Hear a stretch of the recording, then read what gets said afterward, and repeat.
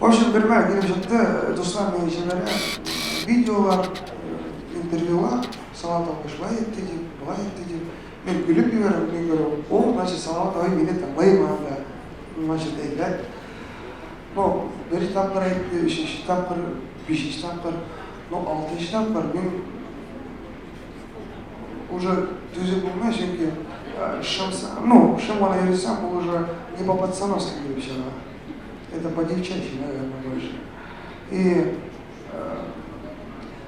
сразу айтып қоям, бұл достар, менің Салаватовға қарсы келу түгіл, мен оны шылай хамада уважать буду, потому что жерларын тыңдап өсті концертларына үйренем, бір генә концерт түгіл, 5-6 концерттар мен естимін, әтені менен бірге үйренем концертларына. Но шундай зор кешеләр ишетү, шундай интервьюлар бірінші тапқыр қызық, но алзаттан уже как-то непонятно. Һәм мен язырға булдым. Һәм әлеге вакытта біз ике стадионда уже эшләргә уже даталар бар. Беренче стадион Казанда 17 ноябрь көнне булачак, һәм дә Уфада моны озатламай. Беләбез даталарны. Ну, достар, бұл әлі көрішмәдік,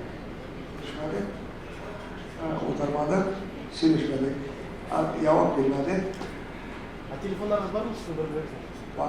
А можно вопрос? Мен нәрсеге үміттенем? На что надеешься? Үміттенем. Спасибо. Мен үміттенем, мына шын айткандай, мен аны кешірсем, кешірсем білемейдім. Мына есімде нешеден білмеймін, шуның үшін мен бір нәрсе де айта алмаймын.